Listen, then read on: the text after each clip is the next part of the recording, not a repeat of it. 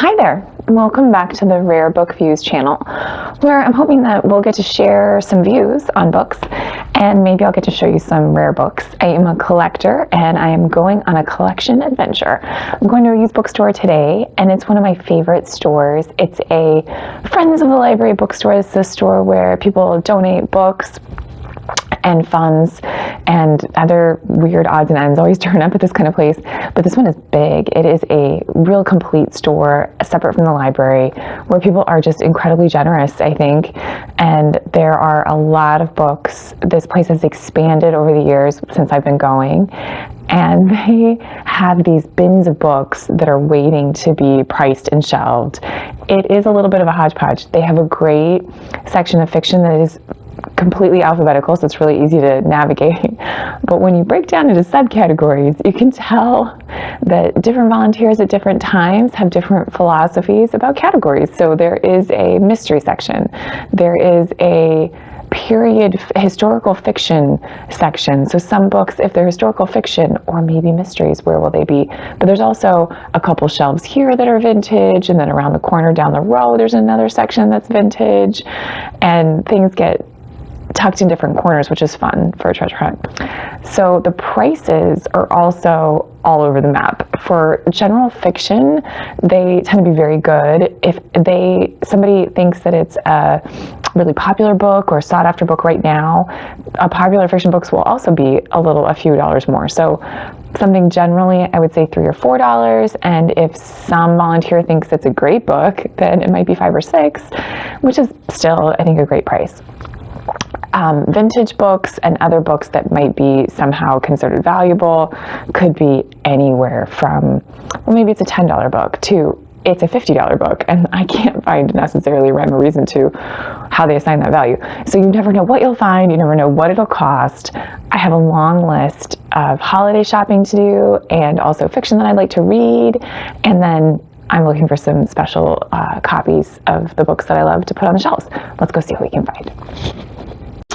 Okay, as it turns out, I could not take any video in the store. It was packed to the gills.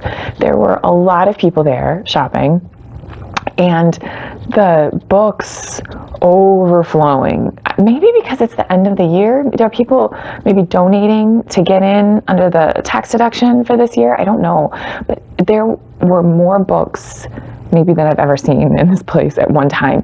It was hard to get around the aisles, and it was hard to get by people, and I did not stay very long because of that, but I did find some great things, and I can show you that. So, number one, I found a vintage copy of a Ray Bradbury book.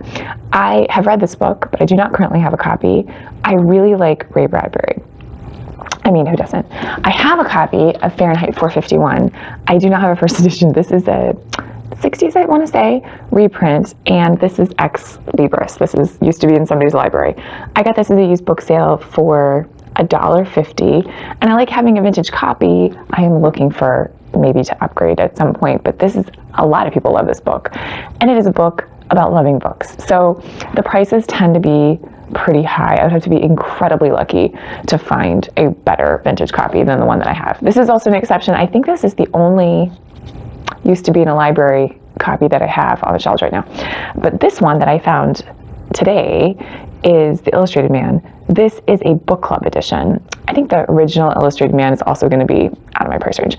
This was, how much did I pay for you? $4. And this is a very nice copy. I think the dust jacket is in really good condition. It's very crisp at the edges. There's no damage. This looks unread to me. Book club edition means that a publisher took the original version from the original publisher, Doubleday, and they've reprinted it. So they didn't have to pay the setup cost. This thing is ready to be printed.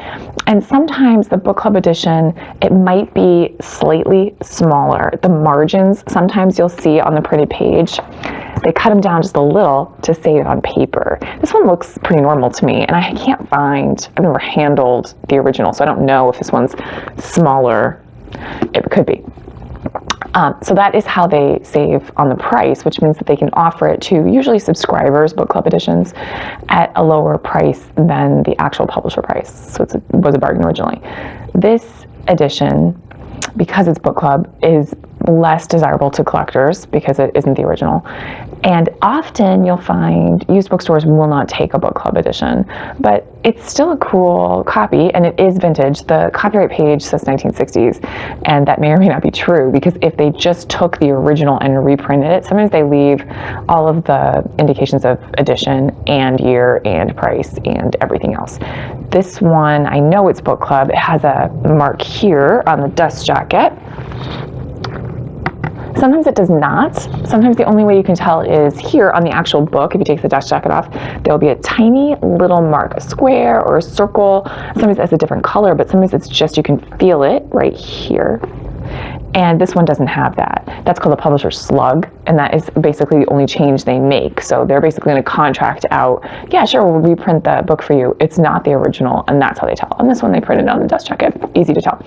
The book club edition of this book, I checked on eBay. They sell for anywhere from maybe $20 to $40, and I only paid a few dollars, so it's a bargain, and I get to reread it. I found this book for a friend of mine. Her son likes a good adventure story. This one I thought is really neat. It's vintage, so I can't wait to hear what he thinks about survival stories from back in the day. You can never tell if they will be milder than today or if they're just more fast and loose with the facts back then. This book is the same type of book by Random House, same publishing approach as the Alfred Hitchcock and the Three Investigators. And I noticed this is the same publisher system, so I wondered if it was collectible. It looks like this does sell for about $5 on eBay, so it's not a super valuable book. I paid $1 for it. I can't wait to hear what my friend's son thinks of it. I found this is an interesting one. Aesop's Fables, similar to Grimm's. People really love these. I don't need a new copy, but this is a first edition. It's labeled, it's listed as a first on the copyright page. And this one has a very interesting illustrator. So this is a gamble that I'm playing. I'm playing the book stock market in a way here.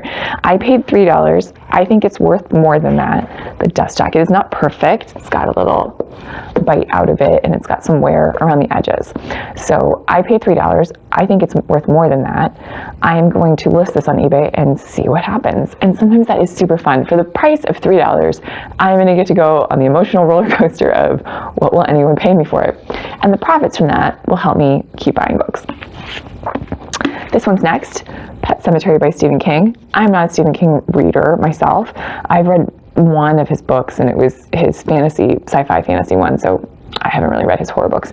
But this is a vintage copy. It is not a first edition. I checked, it doesn't have the points, but it is not a book club edition. This is was printed contemporaneously with the original, and people love to have these. So again, I am gonna roll the dice. This cost $4. I'm guessing this is maybe $10 to $15. After eBay fees, it's only a couple dollars to me, but I only pay a couple dollars for books, so it could be a whole book. I got 3 vintage Tarzans. Isn't that cool?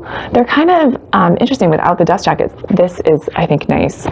This is a weird edition. So Edgar Rice Burroughs. Yes. I had to check. Is his name Edgar? Mr. Burroughs. He was prolific. He wrote a lot of books. Tarzan was its own empire.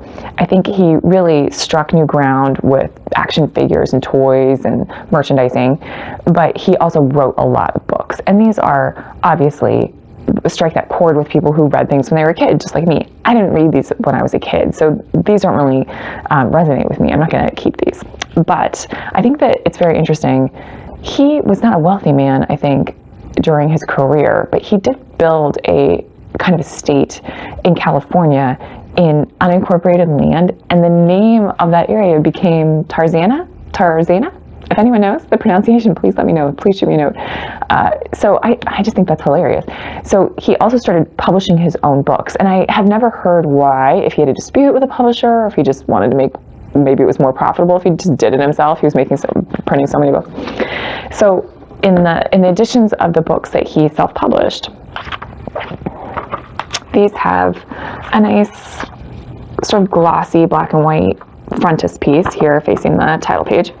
And on the title page, try to be careful with this page, right here, where it says where it's published in Tarzan by himself. So this should be, I would think, appealing to collectors, that it's one of these that he printed in his hometown of Tarzan land, and it has the illustration. I haven't been able to find these if they've sold. Usually with a dust jacket, any Tarzan that actually has Tarzan in the title. He had a lot of books that were not about Tarzan or didn't feature Tarzan. They're less desirable from collectors, but usually a vintage hardback, I would think, is going to be $10 plus or minus at an auction site. And the ones that are a particularly good publisher, one of the original publishers, or is a very nice copy with a dust jacket, could be a lot of money. And I have sold these, I think, in Tarzana, printed in Tarzana, with a dust jacket for a good sum of money. But these were just a couple dollars. So this is another way for me to spin the wheel, see what happens, see if I can buy some more books. So I did get a good pile of books today, even though I didn't stay long. And I'm sorry I can't show you the shelves because I could barely get to them. But I hope you enjoyed this. If you are familiar with any of these books, or you're a collector and you know something about them, please let me know. Please educate me about these editions. I hope you are doing well. Thank you for watching, and happy reading.